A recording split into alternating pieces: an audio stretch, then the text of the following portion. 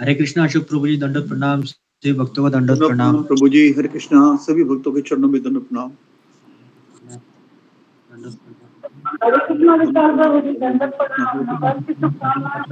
प्रणाम सुमिता माता जी, दंडवत प्रणाम। शंभू माता जी, दंडवत प्रणाम। सभी को दंडवत प्रणाम। दंडवत प्रणाम। हरे कृष्णा, सभी भक्तों को दंडवत प्रणाम। दंडवत प्रणाम माता जी। हरे कृष्णा, हरे कृष्णा। नववर्ष हर भक्त के लिए, उनके परिवार के लिए मंगल में, स्वास्थ्य में, कृपा में, भक्ति में, ज्ञान में, ध्यान में और आशीष पूर्ण रहे, ऐसी हम कामना करते हैं। धन्यवाद। सभी भक्तों के चरणों में दंडवत प्रणाम। आपको भी और सभी भक्तों को जी, आप सभी को दंडवत प्रणाम। कृष्ण भावना बहुत बधाई नए वर्ष की। तो पूजा माता जी, नए वर्ष का आरंभ आपकी मधुर ध्वनि से करें। धन्यवाद।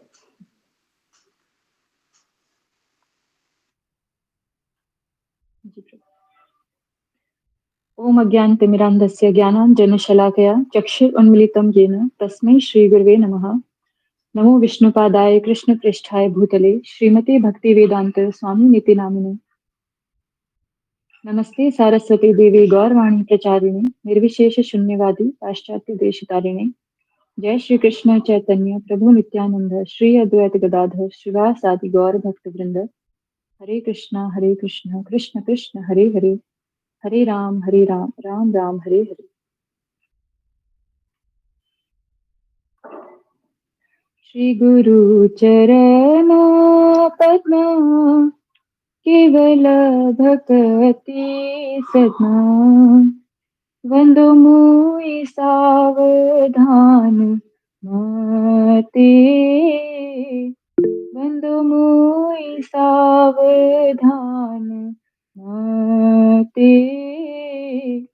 जहर प्रसादे भाई हे भव तोरिया जाय, कृष्ण प्राप्ति होय जहाँ होय ते, कृष्ण प्राप्ति होय जहाँ होय ते।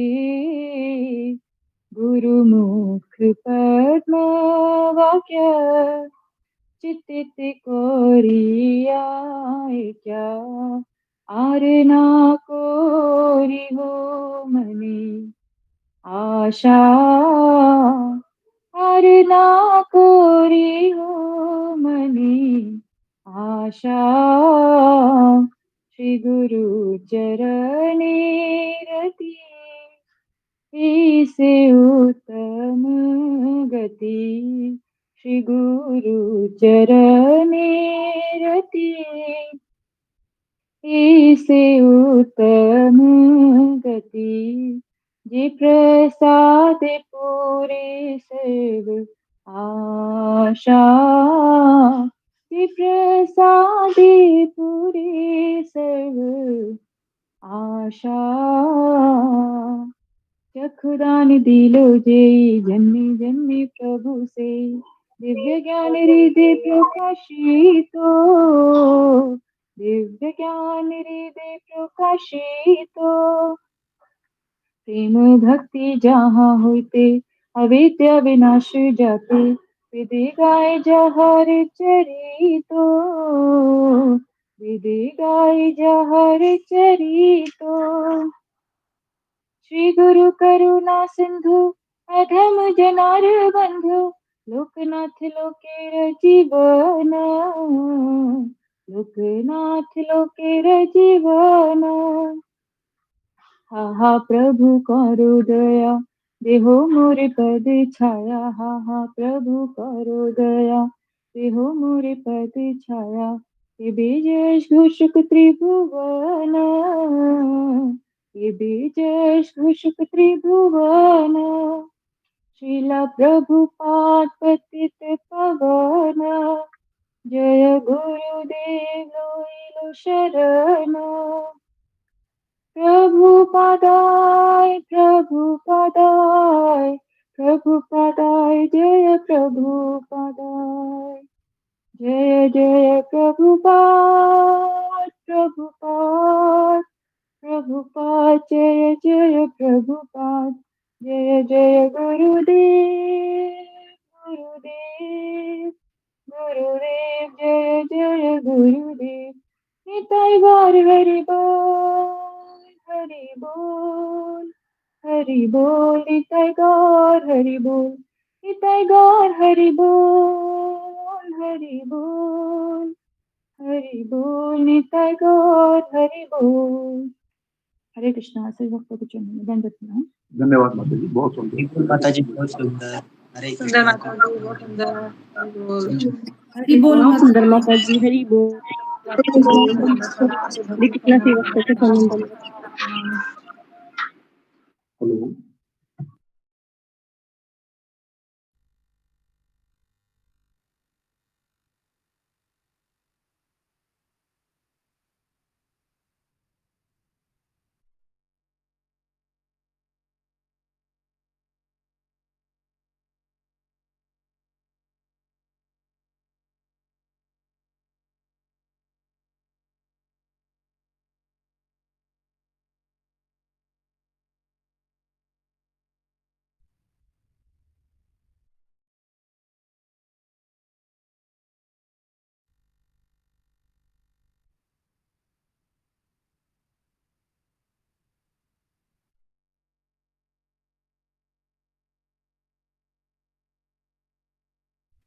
हरे कृष्णा सभी भक्तों को दंडवत प्रणाम। दंडवत प्रणाम माता जी।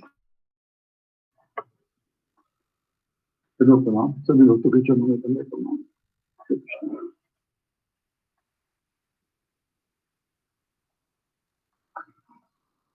हरे कृष्णा सभी भक्तों के चरणों में दंडवत प्रणाम। हरे कृष्णा सभी भक्तों के चरणों में दंडवत प्रणाम। दंडवत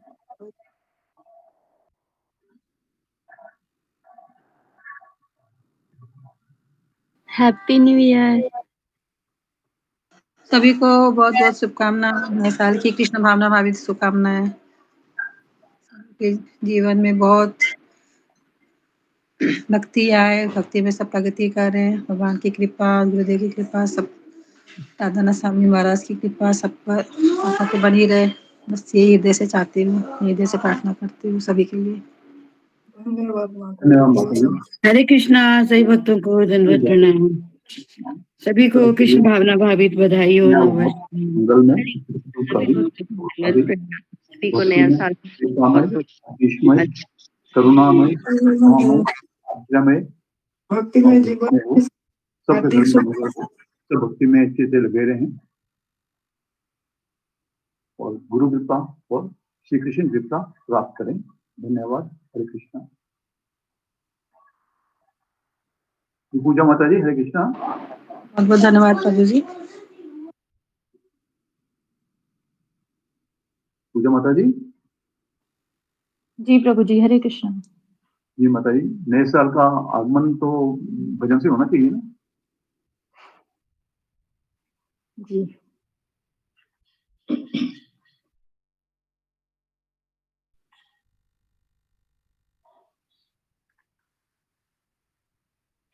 श्री रामचंद्र कृपालु भज मन हरण भव भय दारुणम् नव कंज लोचन कंज मुख कर कंज पद कंजारुणम् श्री रामचंद्र कृपालु भज मन हरण भव भय दारुणम् नव कंज लोचन कंज मुख कर कंज पद कंजारुणम् कंदर्प गणित अमित छवि नव नील नीरज सुंदरम् पटपीत मानव तडित रुचि शुचिनामि जनकसुतावरम् श्रीरामचन्द्र कृपालु भज मन हरण भव भयदारुणम् नवकञ्जलोचन कञ्जमुख करकञ्जपदकञ्जारुणम् भजुदीनबन्धु दिनेश दानव दैत्यवंशनिकन्दनम् रघुनन्द आनन्द कन्द कौशल चन्द दशरथ नन्दनम् सिरमुकुट कुण्डल तिलक चारु विभूषणम् आजानुभुज शरचापधर सङ्ग्रामजित खरदूषणम् इति वदति तुलसीदास शङ्कर शेषमुनिमनरञ्जनम् मम हृदय कुञ्ज निवास कुरु कामादिखलदलगञ्जनम् मनुजाहि राजेहु मिलिहि सोबरु सहज सुंदर सांवरो करुणानिधान सुजान सीलु स्नेहु जानत रावरो एहि भांति गौरी आशीष सुनिसिय सहित हिय हरषियली तुलसी भवानी पूजी पुनि पुनि मुदित मन मंदिर चली श्री रामचंद्र कृपालु भज मन हरण भव भयदारुणम् नवकञ्जलोचन कञ्जमुख करकञ्जपदकञ्जारुणम् श्रीराम श्रीराम श्रीराम। बहुत सुंदर माता जी, बहुत सुंदर, धन्यवाद माता बहुत सुंदर माता जी, हरि बोल। ये बहुत सुंदर हरि बोल हरि बोल माता जी, हरि बोल। हरे कृष्णा प्रभु जी, दंडवत प्रणाम सभी वैष्णव को मैं जी। प्रणाम सभी भक्तों के चरणों में दंडवत प्रणाम। हरे कृष्णा प्रभु जी, दंडवत प्रणाम सभी भक्तों को मेरा दंडवत प्रणाम। दंडवत प्रणाम माता जी। सभी को दंडवत प्रणाम। नए वर्ष की सभी को शुभकामनाएं। सभी को कृष्णा कांत नए साल की बधाई है सभी को। हरे कृष्ण। सभी के चरणों में हरे कृष्णा सभी को बहुत बहुत धन्यवाद आपको भी। प्रणाम, एक दंडवत प्रणाम।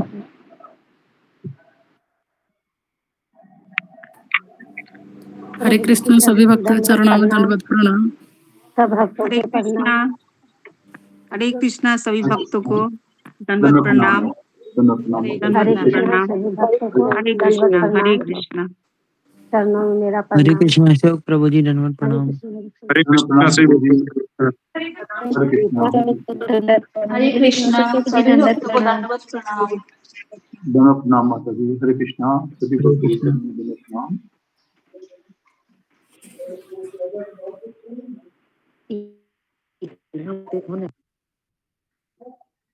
नया वर्ष सबके लिए मंगलमय हो, सुखकारी हो, स्वास्थ्य संपन्न हो, धन संपन्न हो, सभी भक्तों के चरणों में दंडवत प्रणाम। कृपा में हो, आश्चर्य में हो, श्री कृष्ण में हो।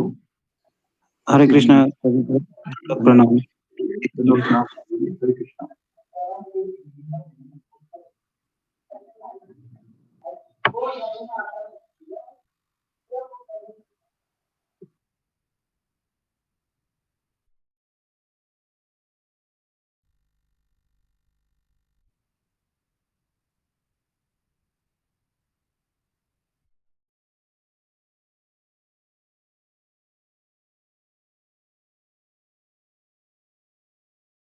हरे कृष्णा कृष्ण कृष्ण हरे हरे।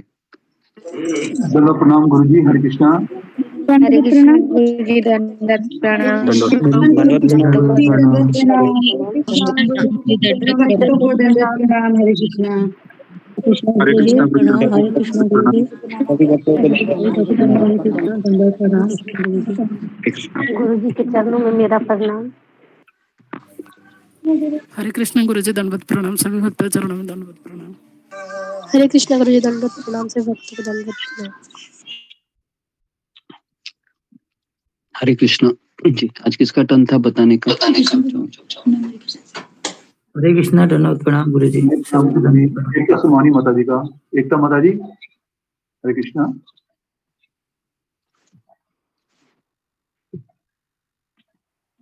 एकता माता जी हरे कृष्णा।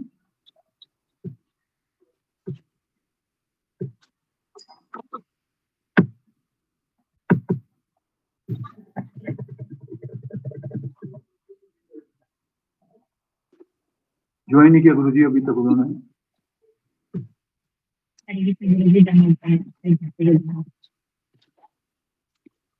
ज्वाइन नहीं किया है तो कोई दूसरा बताइए।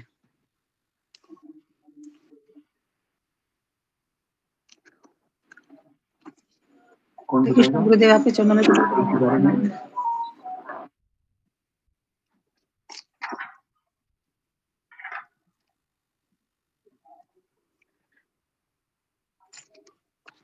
हरे कृष्णा। सारे भक्त सारे वैष्णवों को मेरा दंडवत प्रणाम। सारे प्रभु सारे माता जी को मेरा दंडवत प्रणाम। जी रूबी कुमारी तुम बोलो।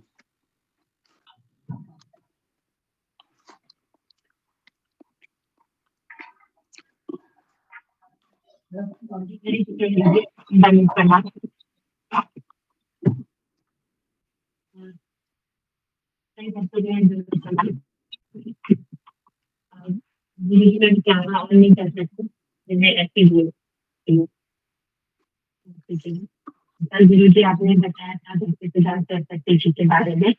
आप कैसे उन्होंने अपना मतलब कैसे इस धरती पर आए, कैसे उनका आगमन हुआ, तो आपने स्टोरी सुनाई थी। वह पहले उनके पिता से विनोद भक्ति सिद्धांत करके था उनका। और उन्होंने वहाँ पे प्रार्थना करते हैं कि मुझे ऐसे भक्त जी ये भक्ति करने के लिए ऐसा प्रदान कीजिए जो भक्ति कर सके। तो वहाँ पर उन्होंने एक भक्ति सिद्धांत सरस्वती करके भक्त आए जो उन्होंने उनको प्रदान हुआ। जब जगन्नाथ भगवान का जब रथ यात्रा जा रही थी तो उन्होंने तो वहाँ से जैसे चरण स्पर्श किए उनके पुत्र का, तो वहाँ पे एक माला उनके गर्दन में गिर जाती है। तो इसी वक्त उनको एहसास होता है कि ये जो जिस मैं पुत्र की कामना कर रहा हूँ ये वही वह पुत्र है। तो यहाँ पर वे तो वहाँ पे ही बताते हैं। उसके बाद वहाँ के बाद जाते हैं तो ये बहुत मतलब 2 साल की उम्र में ही उनको पूरा गीता का अध्ययन हो जाता है, पूरा पाठ मतलब उनको पता होता है। और इतने स्ट्रिक्ट थे रहते हैं ये गुरु मतलब सिद्धांत सरस्वती महाराज जी कि उनको वो लायन भी बोला जाता है, लायन गुरु। तो यहाँ पर बताते हैं कि जो भी उनको पुरुष मतलब जो भी व्यक्ति आता था तो उनको ऐसा बोलते थे कि जो भी यहाँ पे एक प्रस्ताव आता है कि जब गुरु को उनका ये सिद्धांत होता है तो वह बोलते हैं जो भी ऐसा आदमी पुरुष है जो कि यहाँ पर एक उत्सव ना किया हो, 1 महीना 1 हफ्ता या 2 दिन भी, तो मैं यहाँ पर वही आएगा। तो वहाँ पर उन्होंने ये बताते हैं कि कोई भी ऐसा नहीं व्यक्ति होता है जो कि वहाँ आता है तो वह गुरु बोलते हैं भक्ति सरस्वती में मैं हूँ जो कि मैंने कभी स्त्री को अपने आप उठा के भी नहीं देखा। तो वहाँ पर अपने गुरु को बताते हैं कि ये मैं ही करूँगा जो भी करूँगा। तो यहाँ पर ये उसके बाद आप एक प्रसंग बताते हैं कि उनको प्रभुपाद जी के बारे में कि उनके शिष्य मतलब जो नरेंद्र होते हैं उनके मित्र तो वे जाते हैं उनको लेके और बोलते हैं कि आप चलिए वहाँ एक गुरु है जो कि बहुत अच्छे गुरु हैं, तो वहाँ पे लेके जाते हुए जा नहीं रहे होते हैं प्रभुपाद जी, तो बोलते हैं कि आप चलिए, बहुत अच्छे गुरु, आप ही इसका सर्टिफिकेट दे सकते हैं अच्छे गुरु का, क्योंकि उनको गुरु का ज्ञान होता है। जो भी उनके पास गुरु आते तो पाखंडी थे, जो कि सिर्फ खाना और इससे ले आते थे, तो वह बताते थे कि यही तो जबरदस्ती लेके गए नरेंद्र, उनके जो मित्र थे, उनके पास, भक्ति सिद्धांत सरस्वती जी के पास। तो वहां पर गए, तो जैसे ही उन्होंने वहां पर दंडवत मारा तो उनको आज्ञा मिलती है, पहले आज्ञा ये मिलती है कि आप बहुत पढ़े लिखे हो, विद्वान हो, आपको इंग्लिश चैतन्य महाप्रभु जी का ये करना चाहिए, प्रचार करना चाहिए। तो उसी वक्त वे सोचने लगे प्रभुपाद जी कि ये मुझे ऐसी मतलब अचानक से मुझे कैसे आज्ञा मिलती है। तो वहां पर शॉक होते हैं और उनका प्रश्न उत्तर वहां पर होता है अपने गुरु से पहली बात कि अभी तो हमारा भारत में ये चल रहा है, कैसे मैं हम इसका प्रचार कर सकते हैं। तो वहां पर बताते हैं कि ये कभी कृष्ण भावना किसी के लिए रुकती नहीं है, आप रुकती नहीं है, आप इसका प्रचार करना है। तो वहां पे उत्तर का जवाब नहीं दे पाए उनके प्रभुपाद जी, तो वहां पर चुप हो गए। तो वहां पर सोचते, मन में थोड़ा सा उनको विचार आता है, यही एक मतलब असली गुरु लग रहे हैं, जो मतलब उनको अदृढ़ निश्चय है, सब कुछ उनको ज्ञान है। तो वहां पर भी जाते हैं एक बार भक्ति सिद्धांत सरस्वती महाराज जी पूरे भक्तों को लेके मायापुर में, तो वहां पर होता है कि सभी भक्त चले जाते हैं। तो वहां पर उनको दीक्षा, हाँ, यहाँ पर प्रभुपाद जी को दीक्षा का समारोह होता है। तो बोलते हैं वहां पर भक्ति सिद्धांत सरस्वती महाराज जी कि यही एक जो शिष्य है कि जो ध्यान से सुनता है, तो मैं इसको ही दीक्षा देने लायक योग्य है। तो यहाँ पर ये प्रसंग इसीलिए उनको दीक्षा का मिलता है प्रभुपाद जी को अपने गुरु से। तो वहां पर भी एक बताते हैं कि जो जितने भी भक्त रहता है, लास्ट दिन रहता है जाने के लिए, तो वहां पर बताते हैं कि आप जिसको दर्शन करना है तो आप चले जा सकते हैं। तो वहां पर श्री प्रभुपाद जी रुके थे और सभी भक्त चले गए थे दर्शन के लिए। तो वहां पर बताते हैं महाराज जी, भक्ति सिद्धांत सरस्वती महाराज जी, कि जो भी यहाँ से गया है सिर्फ अपनी आंखों का मसाज करने के लिए गया है। तो आप यहाँ पर सुंदर बताते हैं कि ऐसा क्यों, मतलब क्यों बोलते हैं। तो कहते हैं कि जो कृष्ण की देखना चाहेगा वह कानों से देखते हैं, सुनने के बाद ही हम किसी भक्ति के में चल जाते हैं। कि भक्ति का तभी आगमन होता है हमारे हृदय में जब हम सुनते हैं। तो हम नहीं सुनेंगे पहले तो हमारी भक्ति को कोई आगमन नहीं होगा। यहाँ तक मुझे याद है गुरु, जो याद है मैंने बोला, कुछ गलती हो तो क्षमा करे प्रभु जी। हरे कृष्णा, दंडवत प्रणाम। बहुत सुंदर माता जी बताया। हरि बोल, हरि हरि बोल, हरि बोल माता जी, हरे कृष्णा, हरी बोल माता जी, बहुत बढ़िया। ओके जी, हरे कृष्ण।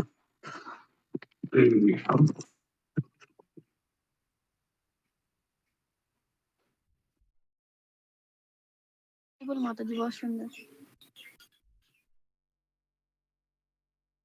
ओके, शुरू में कृष्णा को प्रणाम, सभी भक्तों को दंडवत प्रणाम। हरे कृष्णा।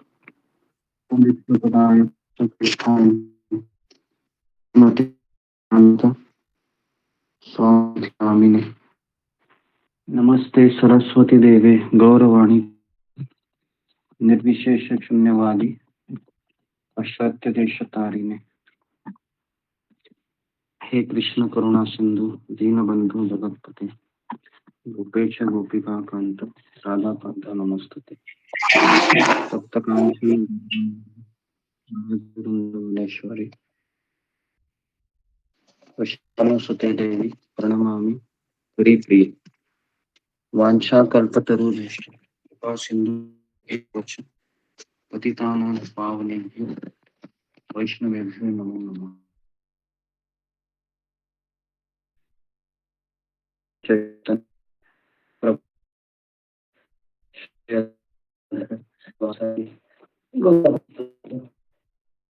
हरे कृष्णा हरे कृष्णा।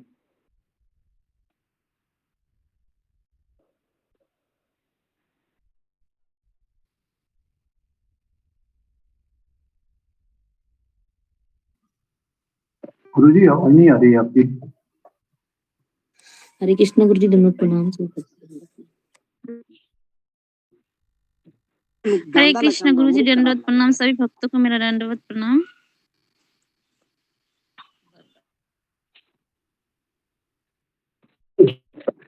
ओके, हरे कृष्ण। तो आगे बढ़ते हैं।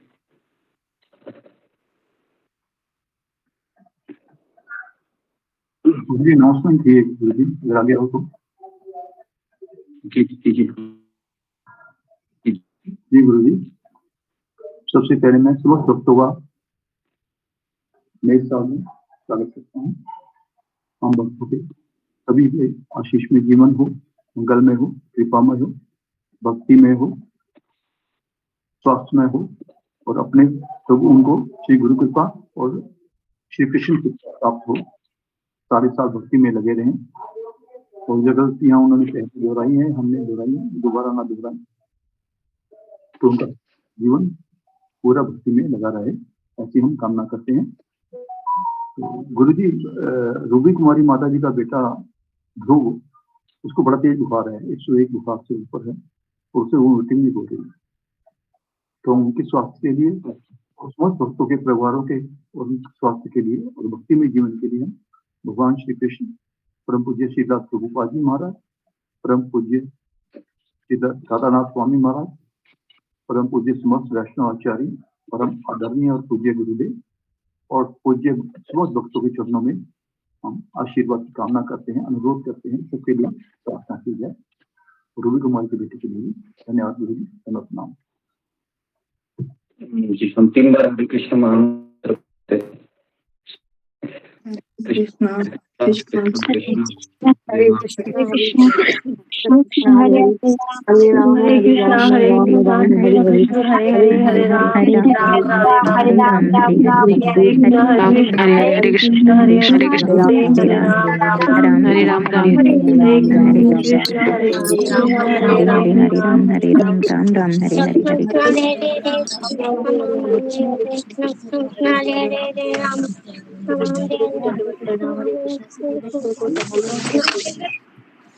सब लोग माइक को बंद कीजिए।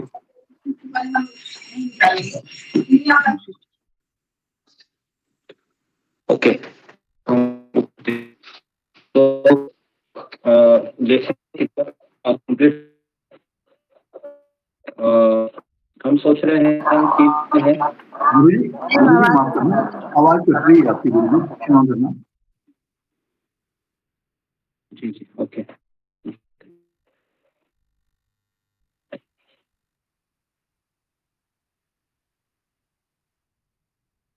कृष्ण हरे कृष्ण कृष्ण कृष्ण हरे हरे। अब आ रही आवाज? जी गुरुदेव, अब आ रही है।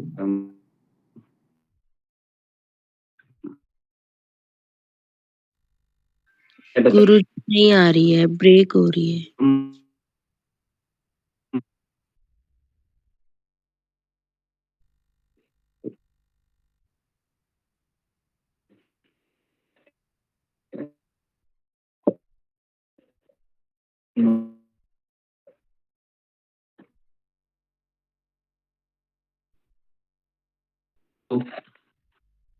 जी, तो मैं बता रहा था कि अभी हम ये जो आज का सत्र है, तो हम इसको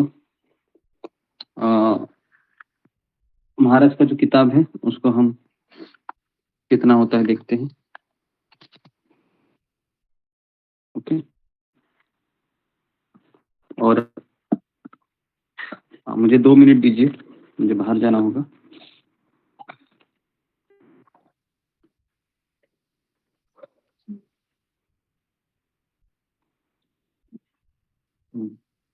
श्री राम श्री राम श्री राम। ओके,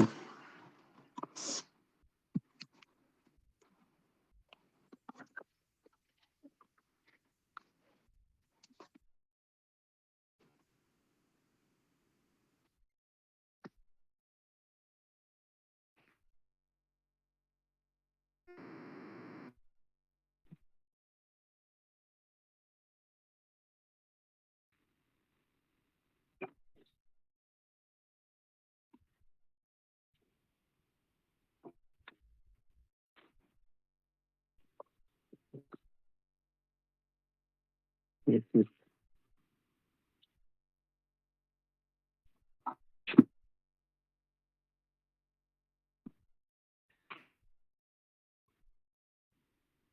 हरे कृष्णा कृष्ण कृष्ण कृष्ण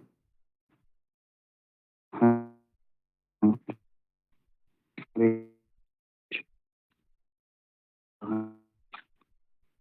राम हरे कृष्ण हरे कृष्ण हरे राम राम राम हरे हरे। जी अभी आवाज आ रही है? नहीं आ रही। हरे कृष्णा जी गुरु जी। हरे कृष्ण हरे ओके।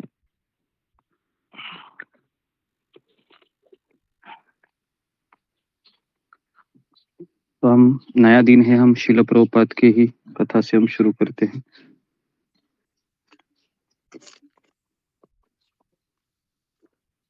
तो हम कहाँ पर आए थे आपको याद है कि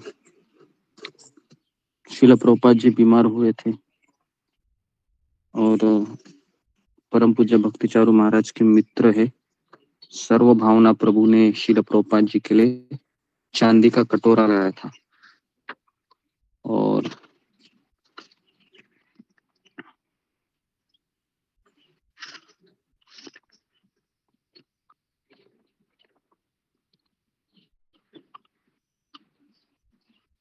जी तो अभी हम नए अध्याय में प्रवेश कर रहे हैं।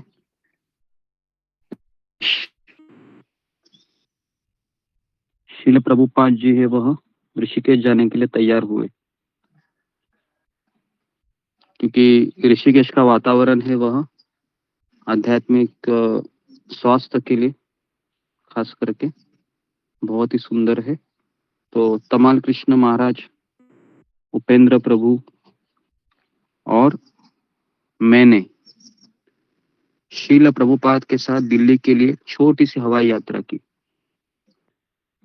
रात्र भर वहां मंदिर में रुके और कार की सवारी कर उत्तर दिशा की ओर हम प्रस्थान किए।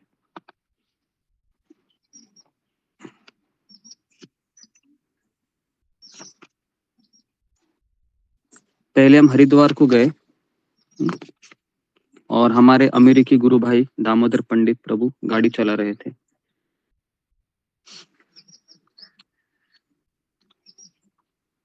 प्रद्युम्न प्रभु जो शील प्रभुपाद के संस्कृत के सचिव थे अलग से 3 पेटी पुस्तकों के साथ आ रहे थे।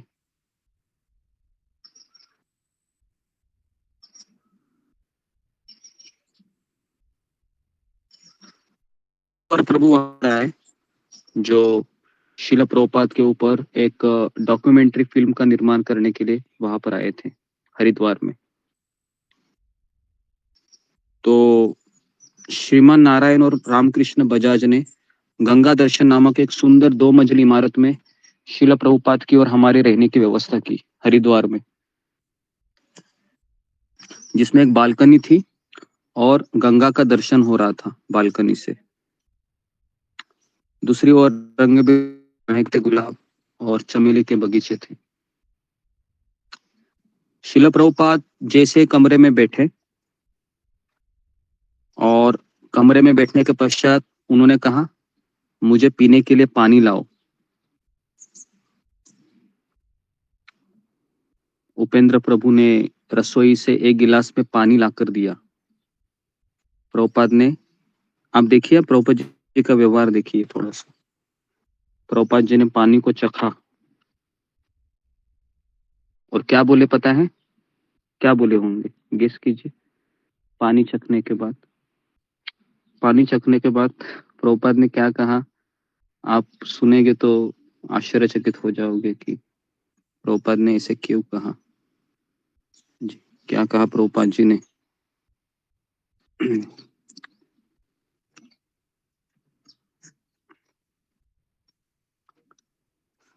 जी रंजना माता जी बोलो क्या कहा? हरे कृष्ण गुरुदेव। मेरे समझ से तो प्रभुपाद जी ने यही कहा होगा गुरुदेव कि जो जो जो ये पानी है तो ये भगवान की मतलब भगवान के पास से ही मुझे मिल रहा है और ये पानी जल का स्वाद भगवान है। तो नहीं, ऐसा कुछ नहीं कहा प्रभुपाद जी ने। अच्छा पानी नमकीन है। नहीं, आप ऐसे उत्तर में दीजिए, है ना, फिंगर को रेज करके दीजिए। तो देखिए प्रभुपाद ने क्या कहा पता है? क्या मैं ऋषिकेश में नल का पानी पीने के लिए आया हूँ? क्या बोले प्रभुपाद जी? मैं ऋषिकेश में नल का पानी पीने के लिए आया हूँ क्या? तो प्रभुपाद जी ये बोले।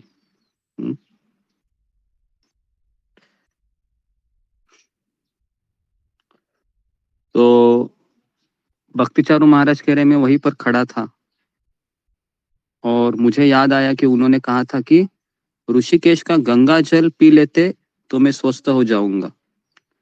तो इसलिए मैं दौड़कर नीचे गया, एक जग में थोड़ा गंगा जल लेकर वापस आया। जब प्रभुपाद ने उसे ग्रहण किया, उन्होंने मेरी ओर देखा और मुस्कुराते हुए कहा, इसे कहते हैं बुद्धिमानी, गुरुदेव के मन को समझ लेना। छोटा सा ही उदाहरण है, लेकिन बहुत बड़ी शिक्षा यहाँ पर हमें प्राप्त हो रही है। तो जब हम श्रील प्रभुपाद की किताबें पढ़ते हैं तो हमें पता चलता है कि कैसे हमको रहना है ना। तो प्रभुपाद ने कहा कि इसे कहते हैं बुद्धिमानी, को समझ लेना। तो मैं आपको फोटो भी दिखा देता हूँ, इसमें वो फोटो है ना, आप देख सकते हो। दिखाई दे रहा है सबको? स्क्रीन में देखिए। जी गुरुजी। जी। उपेंद्र प्रभु खड़े हैं, ये भक्तिचारू महाराज है। तो ओके। तो न चाहते हुए भी मैं यह सोचता रहा कि जर्मनी से भारत लौटने पर जब मैं पिछली बार ऋषिकेश की यात्रा पर आया था, तब से मेरा जीवन कितना बदल गया है।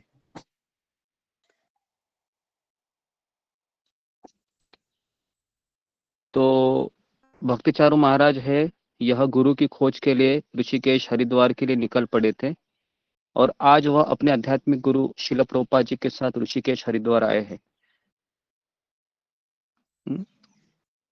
तो अपने बारे में वो सोच रहे थे कि मैं पहले किस तरह से भटक रहा था और आज मैं स्वयं अपने आध्यात्मिक गुरु के साथ ऋषिकेश आया हूँ। तो श्रील प्रभुपाद के एक वाक्य के विषय में सोचा था, जो जुहू में भ्रमण करते के समय समुन्दर के किनारे चलते हुए उन्होंने कहा था। क्या कहा था प्रभुपाद ने? कि उन्होंने सुंदर तरह से तैयार और सभ्य कुत्तों को देखा वहां पर। ये उन लोगों के साथ थे जो समुन्दर के किनारे सैर कर रहे थे। तो श्रील प्रभुपाद ने कहा कि जो सड़क के गंदे कुत्ते हैं और जो व्यक्तियों के साथ चल रहे हैं, उन कुत्तों में क्या भेद है? उन्होंने ऐसा कुछ सड़क के गंदे कुत्तों के झुंड की ओर संकेत करते हुए पूछा था। जाते जाते लोग भौंकते रहते थे। जब किसी ने उत्तर नहीं दिया तो उन्होंने क्या कहा? जी, तो यही सवाल मैं आप लोगों को पूछता हूँ कि सड़क के कुत्ते जो हमेशा भौंकते रहते हैं और पालतू कुत्ते, इनमें क्या फर्क होता है? जी, फिंगर को रेज कीजिए। हाँ,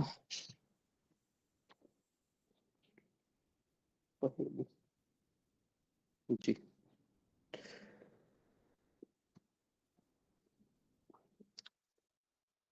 जी, दीप्ति सचदेवा।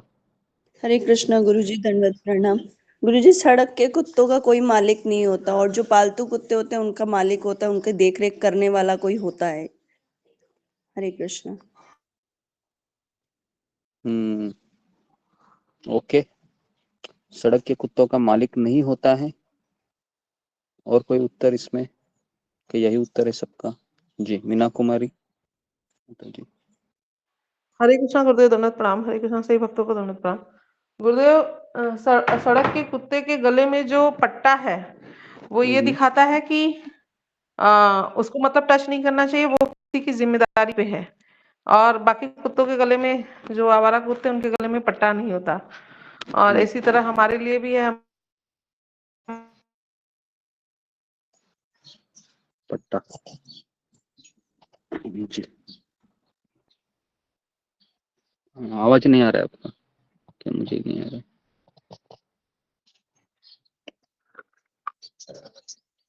ओके, तो बेसिकली पट्टा मतलब एक तरीके से जब म्युनिसिपैलिटी के सरकारी कर्मचारी आते हैं कुत्तों को उठाने के लिए, तो वो कौन से कुत्तों को उठाते हैं?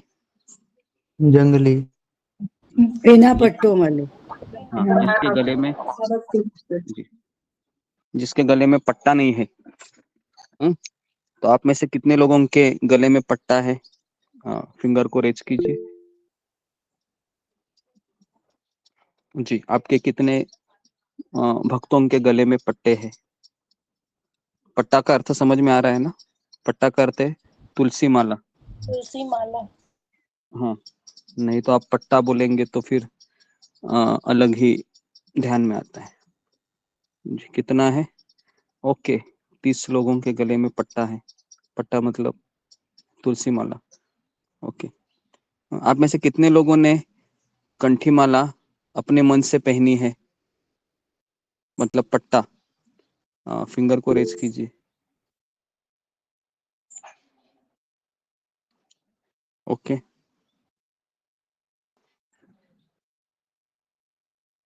जी, तो इसमें भी 4 लोग हैं जो अपने मन से ही पहन लिया है। ओके जी,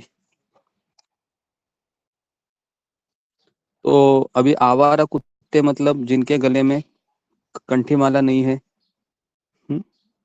तो और म्युनिसिपैलिटी के कर्मचारी मतलब यमदूत लोग। तो यमदूत लोग कौन से व्यक्तियों को देखते हैं जिनके गले में तुलसी माला नहीं। पट्टा नहीं है? तो अभी क्या करें? सेशन खत्म होने के बाद पट्टा डालने के लिए जाएंगे? क्या करेंगे कि मैं पट्टा डालता हूँ और फिर यमराज जी नहीं आएंगे? तो ऐसा भी होता है, तो ऐसा भी नहीं होता है। तो हमें पट्टा डालना चाहिए। तो क्या जो घर के पालतू कुत्ते हैं वो तो अपने आप पट्टा डालते हैं या उनका मालिक उनमें डाल देता है? मालिक मालिक डाल देता है। मालिक डालते हैं। ओके, मालिक डालता है, ठीक है। तो आपको समझ आ रहा है इस उदाहरण से कि हमें जब तक प्याज लहसुन चाय कॉफी है हम नहीं छोड़ते हैं तब तक हम उसके लिए योग्य नहीं होते हैं। और अगर कोई ये सोचेगा कि यमदूतों को तो पता नहीं चलेगा, मैं स्वयं पट्टा डाल लेता हूँ और चाय कॉफी भी मेरी चलती रहेगी, थोड़ी ना किसी को पता चलेगा। तो क्या यमदूत लोग ऐसे व्यक्ति को पहचानेंगे या नहीं पहचानेंगे? पहचान लेंगे गुरुजी, पहचान लेंगे। ओके, तो अभी हम आगे बढ़ते हैं। तो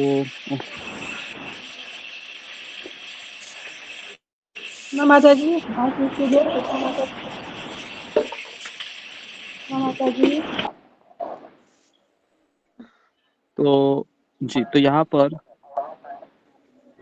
किसी का माइक चालू रहता है। रंजना, माइक बंद कीजिए। तो इन कुत्तों के स्वामी है पर उनके नहीं है। इस उदाहरण से मैंने समझा कि मैं अभी भी एक कुत्ता ही था, पर अब मुझे अपने आध्यात्मिक गुरुदेव मिल गए हैं। तो उन्होंने अपने आप को कुत्ता कहा भक्तिचारू महाराज, लेकिन अभी मेरे आध्यात्मिक गुरुदेव मुझे मिल गए हैं। तो मैं रसोइया था, शिला प्रभुपाद के लिए कोई भी व्यंजन बड़ी मात्रा में बनाता था। मैं अपनी सेवा में आनंद लेता और अन्य भक्तों से प्राप्त प्रशंसा मुझे प्रोत्साहित करती। नाश्ते में सामान्यतः मैं तला हुआ बैंगन और बहुत सारी सब्जियों के साथ पकाई गई खिचड़ी बनाता था। कई बार जब उनकी भूख अच्छी रहती तो प्रभुपाद मुझे पूरी सब्जी बनाने के लिए कहते थे। तो प्रभुपाद जी का सबसे फेवरेट कौन सा चीज रहता है? कभी कभी कचौड़ी पूरी सब्जी। कचौड़ी पूरी सब्जी कचौड़ी तो फेवरेट है, लेकिन हमेशा कचौड़ी थोड़ी खाएंगे। तो प्रभुपाद को पूरी सब्जी भी अच्छा लगता था। ओके, तो भक्तों को यही सबसे अच्छा लगता था, पर प्रभुपाद इसकी बार बार मांग नहीं करते थे। एक दिन प्रभुपाद ने कहा कि मुझे उपमा बनाओ। आप में से कितने लोगों को उपमा बनाना आता है?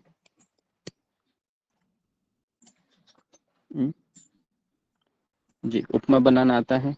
ओके, ठीक है। तो प्रभुपाद ने कहा उपमा बनाओ। तो उपमा बनाना भी आप सीख लीजिए, जिसको नहीं आता है। हाँ, बहुत आसान है, ज्यादा कुछ नहीं है ना, कोई भी सीख सकता है आसानी से। तो प्रभुपाद ने कहा कि तुमको आता है क्या उपमा बनाना? तो भक्ति चारू महाराज ने कहा मुझे नहीं आता है। तो प्रभुपाद ने फिर, लेकिन मैं गया और बिना कुछ कहे से तैयार कर दिया, है ना। और जब मैंने उसे परोसा तो प्रभुपाद ने एक चम्मच चक्कर कहा, ये उपमा नहीं है, ये क्या है? ये तुमने नमकीन हलवा बनाया है, प्रभुपाद ने कहा। फिर उन्होंने मुझे उपमा बनाना सिखाया। 1 भाग सूजी, आधा भाग घी, 2 भाग पानी, छोटे टुकड़ों में पत्ता गोभी, आलू और बैंगन काटकर उन्हें घी में तलना, फिर सूजी को घी में भूरे होने तक पकाना, 1 चम्मच उड़द की दाल को तलकर सूजी में डालना, पानी उबालना और उसमें थोड़ी हींग, नमक, नींबू का रस मिलाकर उसे सूजी पर डालना। इसके बाद तली सब्जियां मिलाना और तैयार होने तक चलाना। सूजी पानी सोख लेगी। अगले दिन मैंने शिला प्रभुपाद को उपमा बनाकर परोसा। ठीक है, तो कल आप इसको ट्राई कीजिए। ठीक है, शिला प्रभुपाद जी के लिए कल आप उपमा बनाइए ब्रेकफास्ट के लिए। जी तो अगले दिन मैंने प्रभुपाद को उपमा बनाकर परोसा, है ना। तो प्रभुपाद ने जैसे ही, मैं इसका जो रेसिपी है प्रभुपाद का, तो मैं ग्रुप में डाल देता हूँ, है ना। आप वैसे ही बनाइए, है ना। तो प्रभुपाद ने जैसे यहाँ पर बताया है, उसको शॉर्ट करके डाल देता हूँ। ओके जी, तो मैंने डाल दिया है, तो आप उसको देख लीजिए, है ना। प्रभुपाद किस तरह से बोलते थे हेलो। और फिर नाश्ते के प्रसाद के बाद मैं सब्जियां खरीदने के लिए बाजार जाया करता। तो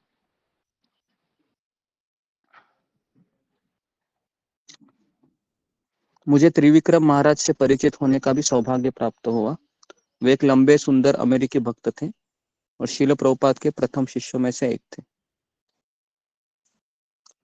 और फिर इस तरीके से मैं प्रभुपाद के लिए बिस्तर पर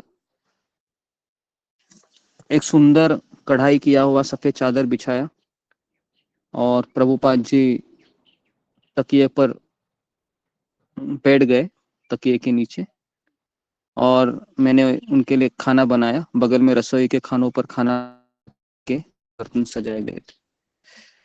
तो जब दोपहर को त्रिविक्रम महाराज शीला प्रभुपाद के चरणों की मालिश कर रहे थे तो उन्होंने कहा, शीला प्रभुपाद, आपके चरण कितने कोमल और गुलाबी है। प्रभुपाद ने क्या कहा? पता है प्रभुपाद ने क्या कहा होगा? प्रभुपाद ने देखो कितना सुंदर उत्तर दिया। प्रभुपाद ने कहा, गुलाबी रंग तुम्हारे हाथों में मिला है। प्रभुपाद ने कहा, गुलाबी रंग तुम्हारे हाथों से मिला है, इसके लिए तुमको मेरे चरण गुलाबी दिखते। तो दोनों भी मुस्कुराए और साथ में मैं भी वहीं पर था, है ना। मुझे भी हंसी आई प्रभुपाद जी का ये डायलॉग सुनकर। तो ऐसा नहीं था कि प्रभुपाद जी अपने शिष्यों से केवल गंभीरता पूर्वक ही बातें करते थे। प्रभुपाद जी अपने शिष्यों से मजाक भी करते थे और जब वहां पर स्ट्रिक्ट होना था तो स्ट्रिक्ट होते थे, और जब अपनापन दिखाना था तो अपनापन दिखाते थे। तो प्रभुपाद एक बार बता रहे थे कि एक गुरु का जो एक गुरु को माता माता अगर चाहिए तो प्रभुपाद जी किसका उदाहरण देते थे?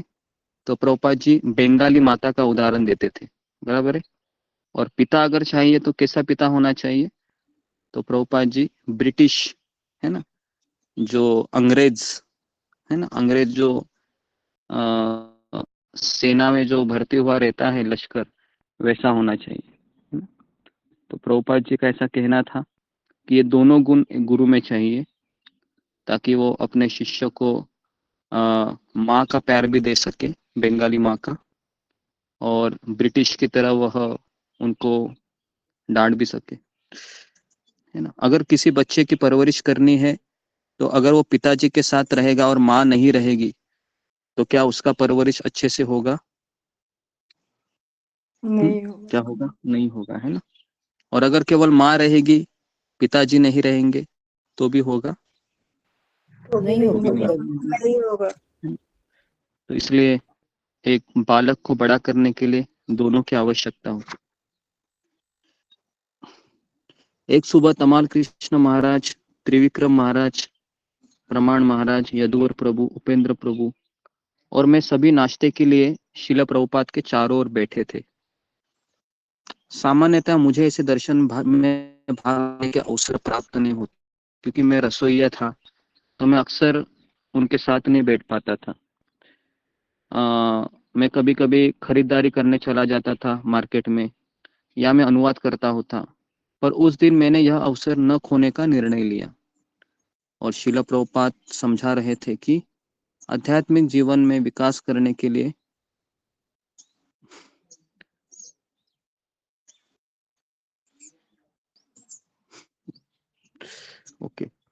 आध्यात्मिक जीवन में विकास करने के लिए उन्होंने कहा कि किस तरह से गुरु की आज्ञा का पालन करना जरूरी है।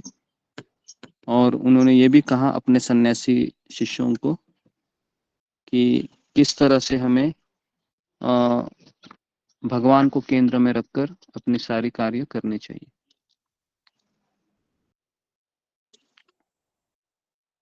प्रभुपाद ने कहा कि गृहस्थ जीवन केवल एक पुरुष के द्वारा पत्नी और बच्चों की देखभाल करना ही नहीं है। प्रभुपाद ने कहा कि कुत्ते और बिल्लियां ऐसा करते हैं, पंछी भी ऐसा करते हैं, वे भी अपने बच्चों की देखभाल करते हैं। तो कई लोग कहते हैं कि ये भक्ति करना तो इतना जरूरी नहीं है, हमें पहले हमारा घर के कर्तव्य को ध्यान देना चाहिए। तो प्रभुपाद का कहना है कि कुत्ते और बिल्ली भी क्या अपने परिवार का ख्याल नहीं रखते हैं? क्या लगता है आपको?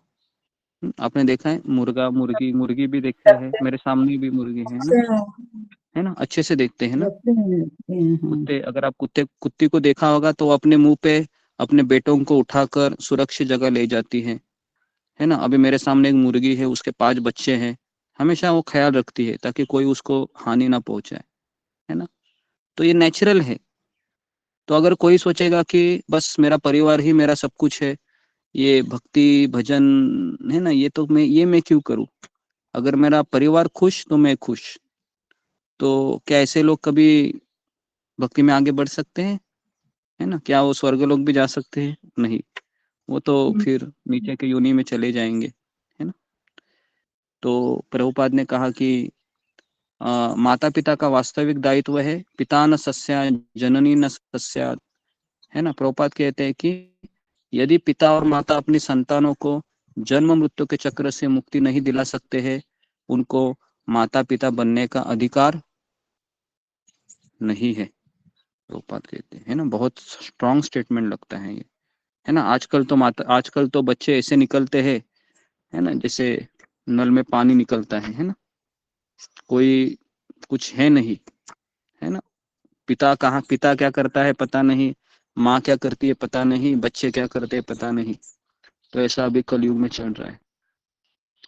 फिर प्रभुपाद लिखते हैं कि जो अपने शिष्य को भगवत धाम ले जाने के, है ना, भगवत धाम या जन्म मृत्यु के चक्र से मुक्ति नहीं दिला सकता है, उसको भी गुरु बनने का कोई अधिकार नहीं है। प्रभुपाद लिखते हैं, भागवत में ऐसा कहा गया। फिर प्रभुपाद कहते हैं कि भगवान रामचंद्र गृहस्थ थे, अर्जुन गृहस्थ थे, प्रहलाद महाराज गृहस्थ थे, जनक महाराज गृहस्थ थे। तो ऐसा नहीं है कि घर गृहस्थी वाला व्यक्ति भजन नहीं कर सकता। प्रभुपाद ने कहा मैं स्वयं गृहस्थ था, है ना, लेकिन मेरी पत्नी को मैंने बहुत समझाया, भाई भजन करो भजन करो, मैं दीक्षा ले रहा हूँ, तुम भी चलो मेरे साथ दीक्षा लेने के लिए। लेकिन वो कहती नहीं, मुझे नहीं आना है दीक्षा, तुम अकेले जाओ। क्यों? क्योंकि मुझे चाय छोड़नी पड़ेगी। अच्छा, तो चाय नहीं छोड़ोगी? नहीं, मुझे चाय बहुत प्रिय है। क्या तुम मुझे छोड़ोगी? हाँ, मैं तुमको छोड़ूंगा। तो प्रभुपाद की पत्नी इस तरह से थी, है ना, बराबर है। तो मैं प्रसन्न था, मैं शिला प्रभुपाद को सुनने के लिए उनके चरणों में बैठा रहा। हम उनके चरणों पर बैठकर सीधे उनसे सुनने का अवसर प्राप्त हुआ। कोई भी व्यक्ति हमारे सौभाग्य का मूल्यांकन नहीं कर सकता था, क्योंकि आप सोचिए, जगत गुरु शिला प्रभुपाद के चरणों में बैठकर उनके मुंह से डायरेक्ट सुनना, है ना, ये तीनों जगत में सबसे भाग्यवान जीवात्मा को यह अवसर मिलता है। आसान नहीं है। हम तो प्रभुपाद की किताबें पढ़ रहे हैं अभी, है ना, हमारा सौभाग्य कहाँ था, कहाँ रहे होंगे ना हम उस समय। ये 1977 की बात है ना, उस समय हम कहाँ रहेंगे, है ना। कोई, मुझे लगता है कि बहुत लोग उस समय बच्चों की अवस्था में रहेंगे, है ना, बराबर है। वो नहीं, वो पैदा भी नहीं हुए थे गुरुजी हम तो। हाँ, कुछ लोग पैदा भी नहीं हुए होंगे, है ना। तो इसलिए गुरुजी हमारा तो कॉलेज में आई थी मैं, तभी जी। पता नहीं था कुछ उनके बारे में। तो इसलिए एक श्लोक याद आता है कि ब्रह्मांड भ्रमिते कौन भाग्यवान जीव, है ना, उस भाग्यवान जीवात्मा को ये मिलता है ना। भाग्यवान जीवात्मा इस संसार में उसको कहते हैं जिसकी पत्नी बहुत सुंदर हो, जिसका पति बहुत धनवान हो, जिसके बच्चे बहुत पढ़े लिखे हो, है ना। लेकिन भाग्यवान वो नहीं है। भाग्यवान वो व्यक्ति है जो अपने गुरु के चरणों में बैठकर उनसे सुनने का उसको अवसर प्राप्त हो। तो यहाँ पर ऐसा ही लिखा है। तो अधिकांशतया दोपहर के समय भक्त गंगा में स्नान करने के लिए जाया करते थे, लेकिन मैं नहीं जा सकता था क्योंकि मैं प्रभुपाद के पास ही बैठा रहता था, है ना। उनके लिए खाना बनाना, उनकी सेवा के लिए रुक जाना। कभी कभी मेरी सेवा जल्दी समाप्त होने पर भी मैं जब स्नान करने जाता था तो भक्त उस समय भी वहीं पर होते थे। हम नदी के किनारे चलते जाते और फिर ठंडे पानी में छलांग लगाते। तो एक दिन दोपहर के समय जब उपेंद्र प्रभुपाद की सेवा कर रहे थे, तमाल कृष्ण महाराज ने मुझे उनके साथ सैर पर चलने के लिए आमंत्रित किया। तो तमाल कृष्ण महाराज और मैं, हम दोनों ही निकल पड़े, है ना। कुछ समय के लिए हम सुंदरता को निहारते हुए शांत बैठे रहे। फिर महाराज ने कहा, तुम्हारा जन्म भारत में हुआ है, तुम कितने सौभाग्यवान हो। केवल यहाँ जन्म लेकर तुम्हें आसानी से आध्यात्मिक संस्कृति प्राप्त हुई। मैंने कहा, हो सकता है कि मेरा जन्म भारत में हुआ है, पर मुझे इस धारणा के साथ बड़ा किया गया था कि मैं पश्चिम देशों में जो संस्कृति है वही उत्तम है। तो कई बार मैं सोचता था, काश मेरा जन्म अमेरिका में होता था। तो उन्होंने उत्तर दिया, हो सकता था, पर तुम्हारे परिवेश ने तुम्हारा पतन नहीं होने दिया। मैंने कहा, एक दिन एक भक्त शिला प्रभुपाद से मिलने आए। वे अपने पतित होने पर शोक कर रहे थे। तो शिला प्रभुपाद ने कहा कि ये केवल ऊपरी है, क्योंकि जो ही शिला प्रभुपाद ने बुलाया वह भक्त आकर इस्कॉन से जुड़ गया। महाराज ने कहा, हाँ मुझे पता है वो कौन है, भावभूति प्रभु। मैंने कहा कि प्रभुपाद कहते हैं कि हम लोग उनके गुरु द्वारा भेजे गए, उनकी सहायता करने के लिए भेजे गए सेनानी है।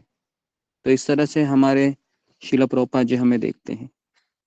तो इस तरीके से दोनों चर्चा कर रहे थे, तमाल कृष्ण महाराज और, है ना। कैसे बैठे देखना है आपको, देखना है, देखिए, है ना, इस तरह से बैठे हुए दोनों चर्चा कर रहे हैं। ये ऊंची ऊंची पहाड़ी है ना। अगर आप ऋषिकेश में गए होंगे, आप गए हैं, आप एक बार जाके आ जाइए, है ना, हरिद्वार ऋषिकेश, बहुत बहुत सुंदर। और आप जब बद्रीनाथ जाते हो ना, तो उस समय तो आपको ऐसा लगता है कि मैं पृथ्वी पर नहीं हूँ, मैं कहीं स्वर्गलोक चला गया हूँ। इतने सुंदर सुंदर दृश्य है ना, जब आप बद्रीनाथ की तरफ प्रस्थान करते हैं ऋषिकेश से, है ना। तो ओके, तो शिल प्रभुपाद जी प्रतिदिन शाम में दर्शन देते थे, और फिर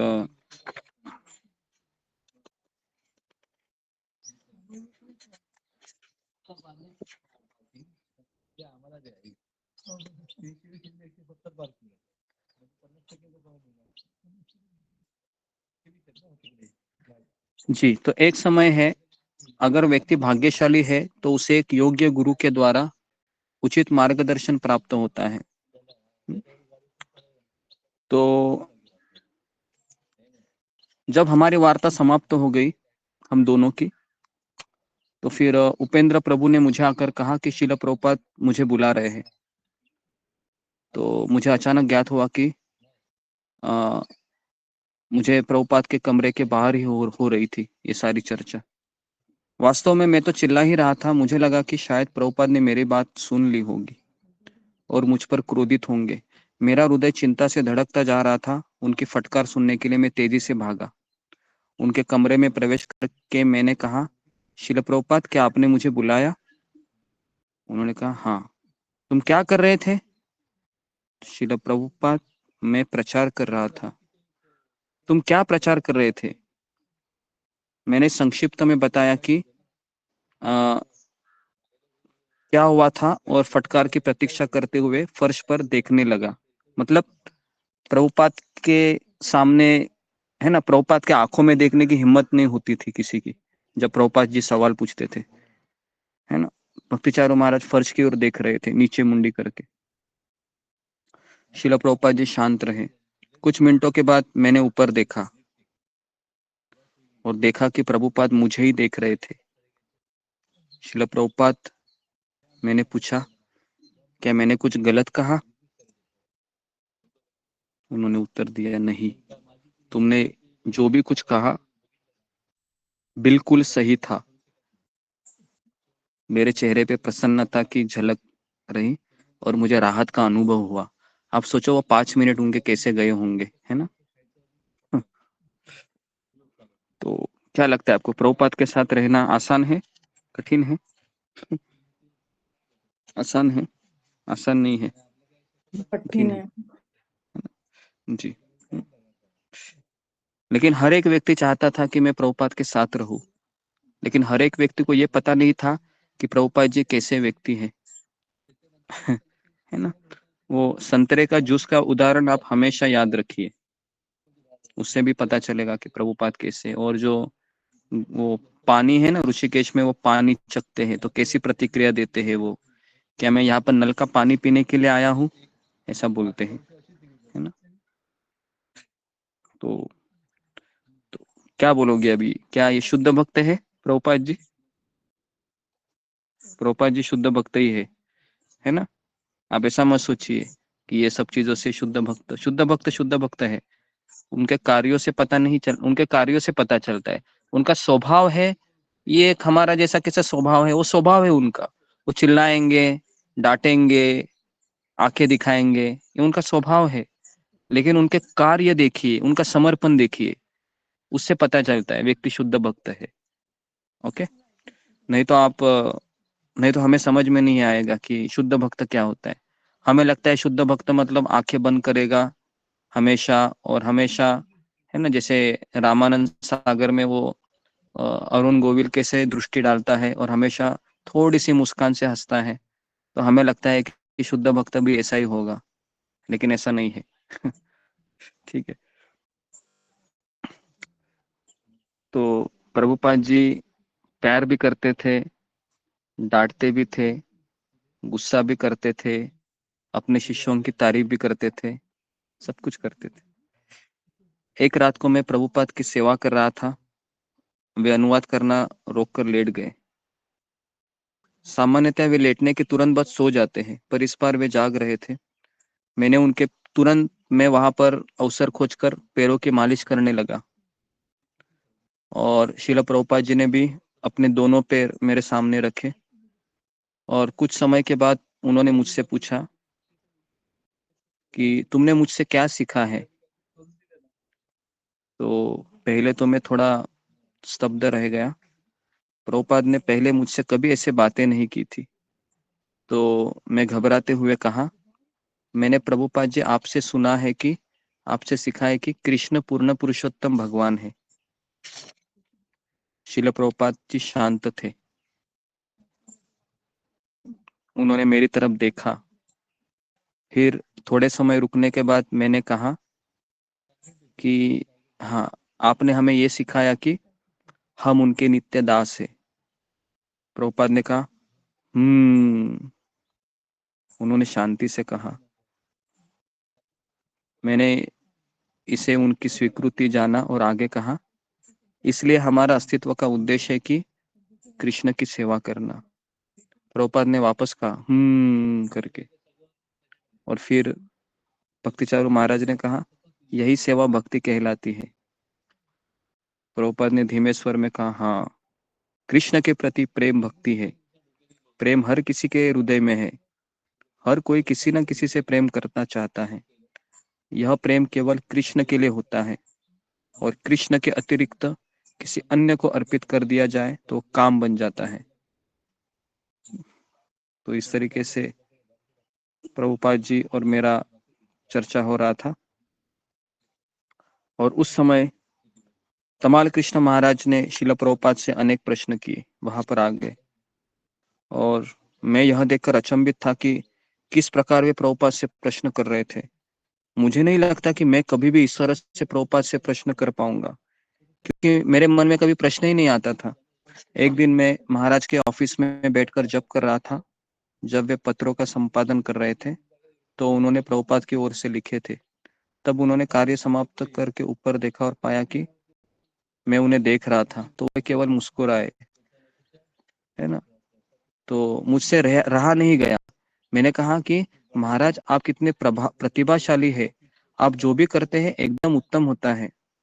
तो तमाल कृष्ण महाराज बोले कि तुम्हें ऐसा क्यों लगता है, क्योंकि शिला प्रभुपाद से आप जैसे प्रश्न करते हैं ना, मैं तो कभी जिंदगी में नहीं कर सकता हूँ। बहुत अद्भुत है, आपकी बुद्धि के दांत देता हूं मैं। उन्होंने, इसमें बुद्धि का क्या प्रश्न है, बस मेरी जानने की निष्कपट इच्छा का प्रश्न है। अगर तुम्हारे पास भी निष्कपट प्रश्न है तो पूछ लो। प्रभुपाद से बेहतर व्यक्ति और कौन हो सकता है उत्तर देने के लिए। तो प्रभुपाद, फिर मैंने उन्हें मायापुर के विषय में पूछा। जब मैंने शिला प्रभुपाद से पूछा कि अगर महात्मा गांधी कृष्ण भक्त बन गए तो भारत की क्या स्थिति होगी, आपको क्या लगता है प्रभुपाद ने क्या कहा होगा? इन्होंने प्रश्न पूछा कि महात्मा गांधी अगर इस्कॉन में आ गए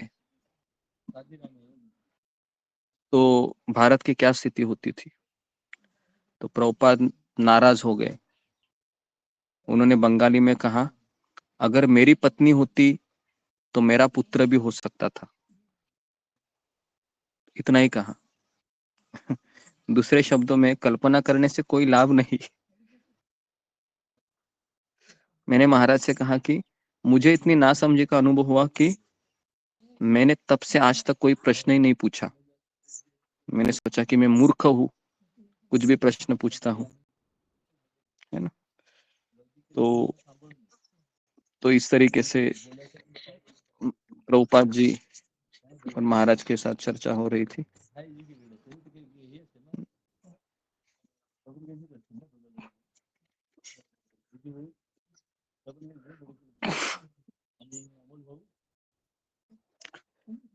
तो एकादशी का दिन था और अगले दिन प्रभुपाद ने मुझे एकादशी का महाभोग बनाना सिखाया था।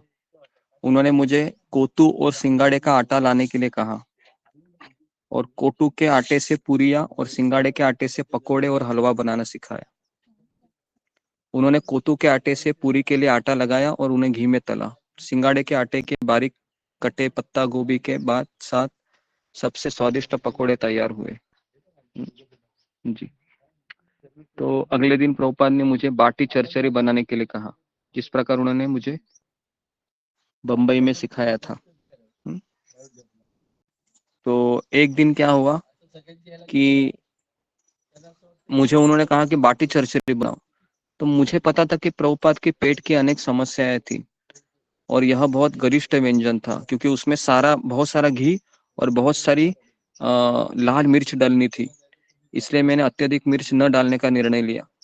जब भी मैंने उन्हें परोसा तो उन्होंने एक निवाला लिया और तुरंत गुस्सा हो गए।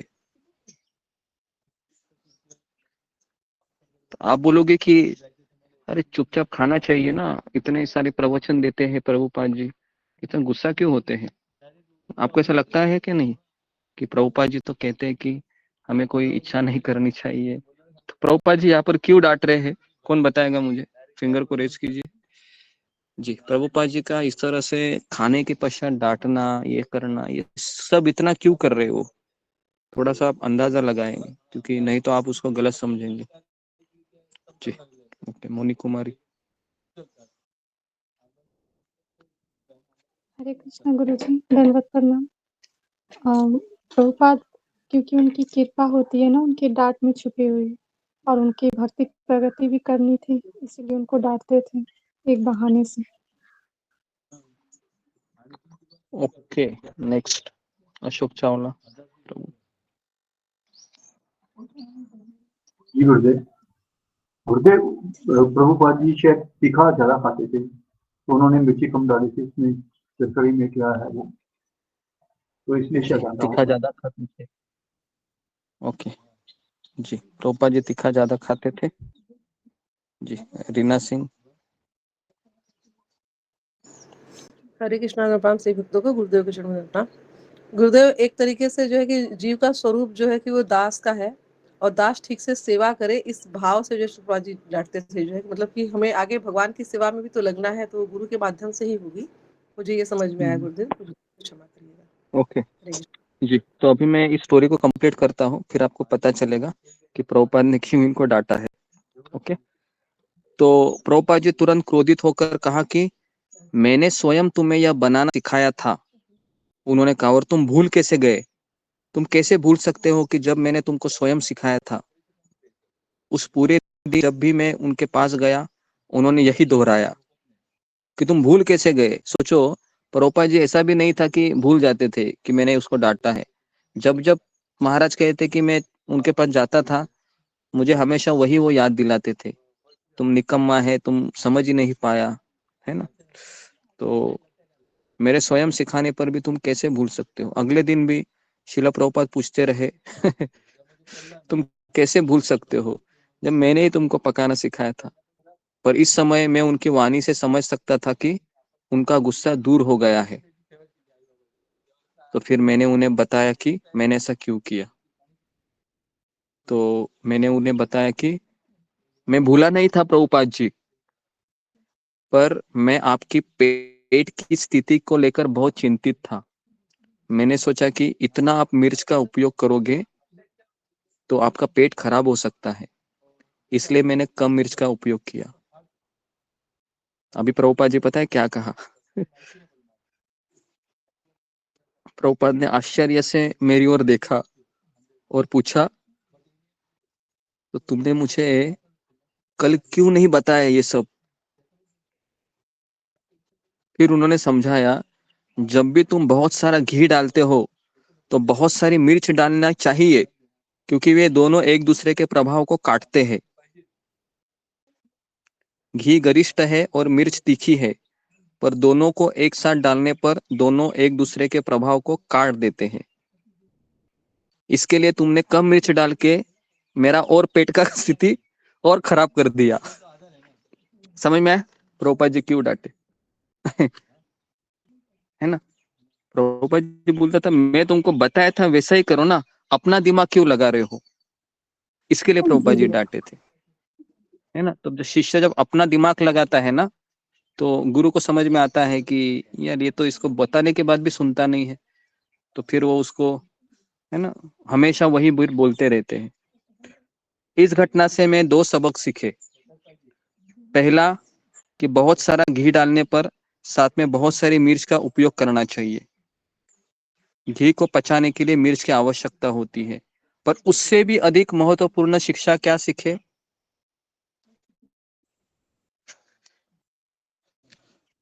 तो महाराज बताते हैं कि प्रभुपाद जो कुछ सिखाए तो उसे सदा रखना चाहिए, कभी भूलना नहीं चाहिए। ये वो सीखे, है ना। दो सीखे, लेकिन इससे भी ज्यादा ये शिक्षा सीखा कि उसको याद रखना चाहिए। क्योंकि प्रभुपाद जी, आपको लगता है कि प्रभुपाद जी बूढ़े हो गए तो भूल जाएंगे, लेकिन प्रभुपाद जी भूलते थे क्या? प्रभुपाद जी भूलते नहीं थे। प्रभुपाद जी को सब याद रहता था कि मैंने क्या क्या कहा है, कब कहा है, किससे कहा है। प्रभुपाद की उम्र कितनी थी जानते हो आप? उस समय प्रभुपाद जी 80 साल के थे। कितने साल के थे? 80 साल के। 80 साल का व्यक्ति ये सब दिमाग में रख सकता है? 80 साल का व्यक्ति, उसको तो पता ही नहीं चलता है क्या हो रहा है करके, है ना। उसको तो ये भी पता नहीं रहता है कि 2 दिन पहले मैं कौन सा सब्जी खाया था, कल भी कौन सा सब्जी खाया था, है ना जी। तो जुहू में शिल प्रभुपाद हर रात अनुवाद करते थे, है ना। तो भारत में बहुत गर्मियां हो रही थी और ऋषिकेश की हिमालयों की तलहटी पर था, इसलिए बहुत सामान्य तापमान था। और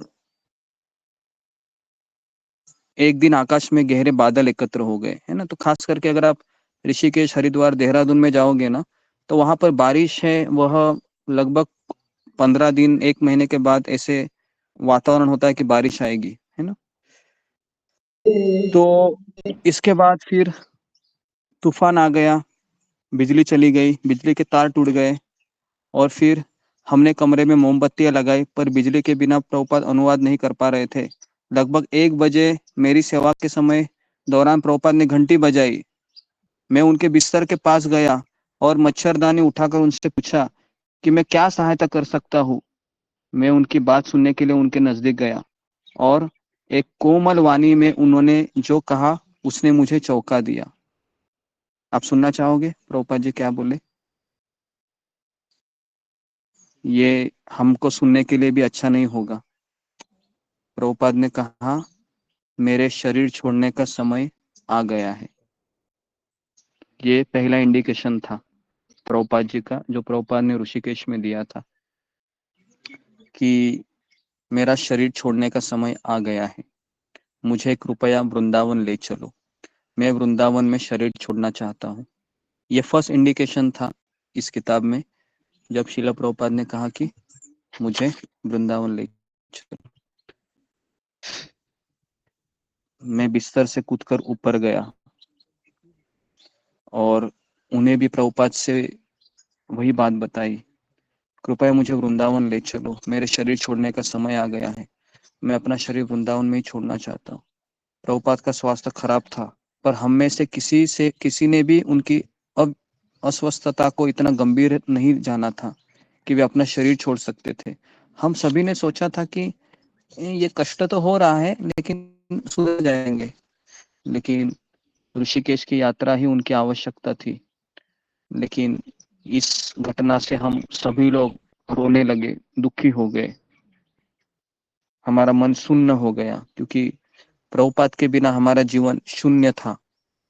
हम इसको समझ ही नहीं पा रहे थे कि प्रभुपाद के बिना हमारा जीवन क्या हो सकता है। हमने इसी रात इतने क्षुब्ध और भारी हृदय के साथ बिताई और हमने हमारा सामान बांधा। हमने एक दूसरे से बात भी नहीं की, क्योंकि हम सभी लोग इस बात में चिंतित थे कि शिला प्रभुपाद जी ऐसा क्यों बोल रहे हैं।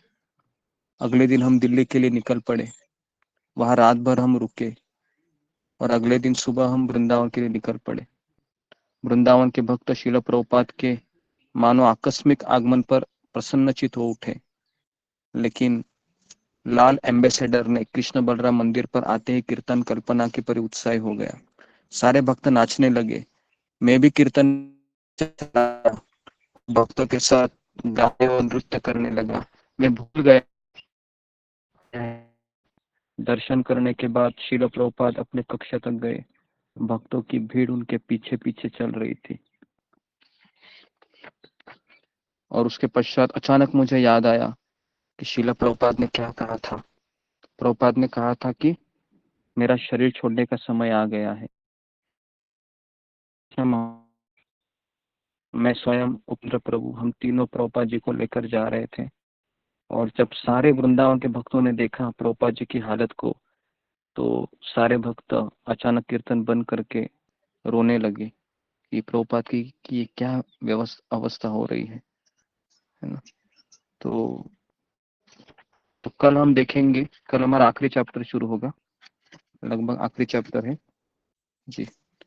तो इस किताब का आखिरी चैप्टर है वृंदावन। 17 मई से लेकर 18 अगस्त 1977 में क्या होता है, तो ये हमारे सुनने लायक है, क्योंकि इसमें बहुत सारे इमोशन भरे हुए इस चैप्टर में। तो आप सोच सकते हो कि प्रभुपाद जी किस तरह से अभी अपने शिष्यों के साथ रहेंगे अंतिम दिनों में, है ना। तो और सारे भक्त है अपने अपने सेवा में लगे थे। केवल तमाल कृष्ण महाराज, भक्तिचारू महाराज और उपेंद्र प्रभु ऐसे गिने चुने भक्त उनके साथ रहा करते थे।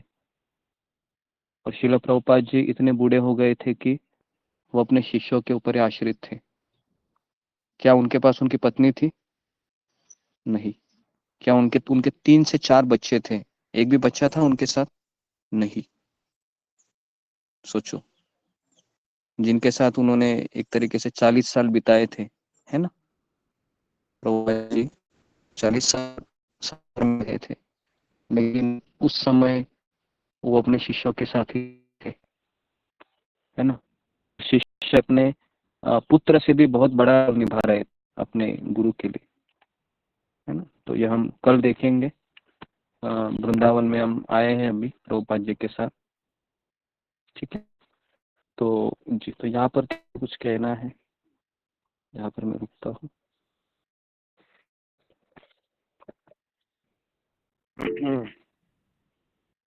वृंदावन जी, ममता पाल। हरे कृष्णा गुरु जी, दंडवत प्रणाम। सेवक तुलसी चलो दंडवत प्रणाम।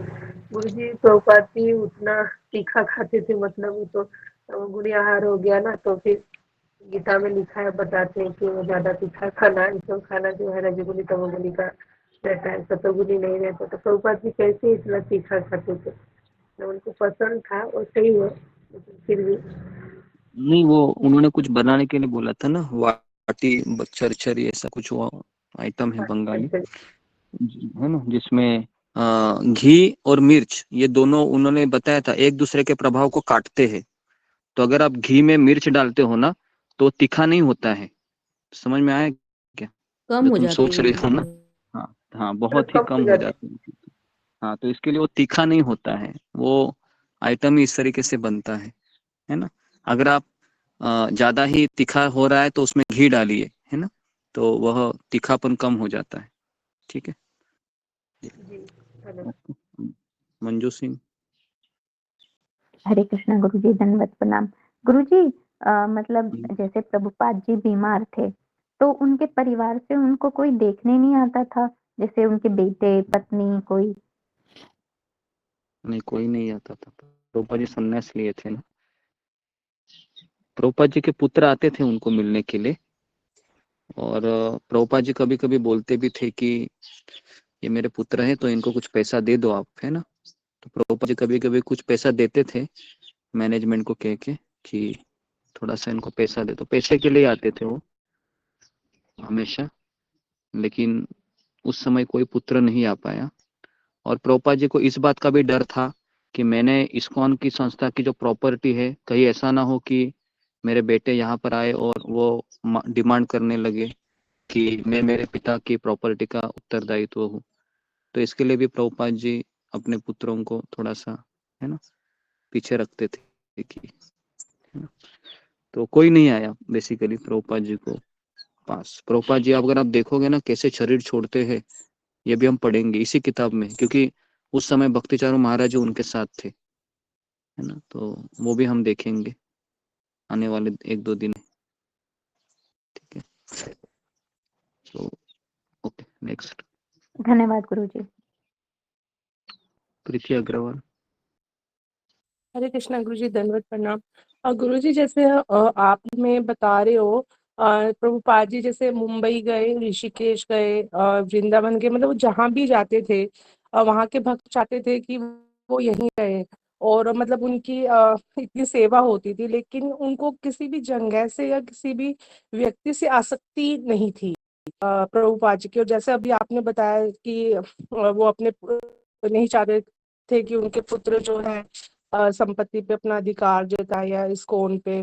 तो मतलब इससे प्रभुपाद जी का जो त्याग और वैराग्य है ना, मतलब वो उसके बारे में सोच सोच के मतलब बहुत ज्यादा मैं वो हो रही हूँ कि मतलब इतना एक शारीरिक एक शुद्ध भक्त में ये सब गुण हो सकते हैं, एक सामान्य व्यक्ति तो इतना गुणी नहीं हो सकता गुरुजी। तो गुरुजी मेरा क्वेश्चन ये जस्ट मुझे कहना था। हरे कृष्णा गुरुजी।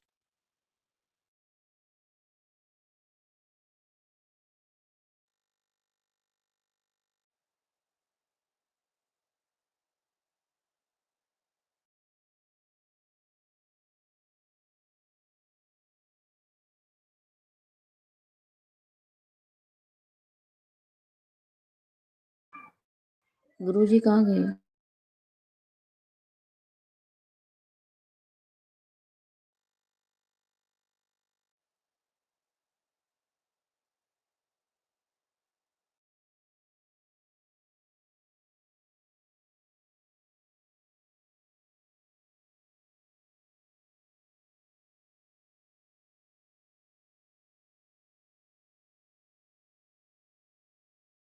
हरे कृष्णा।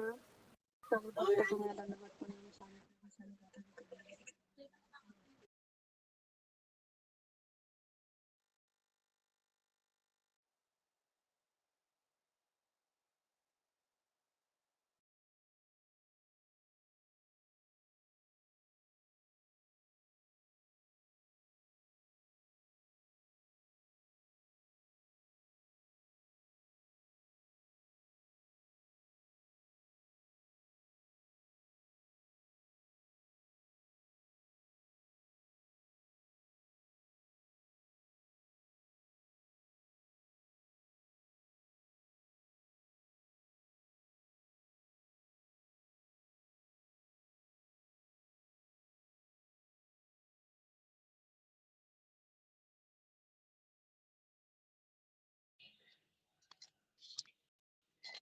कर दिया उन्होंने।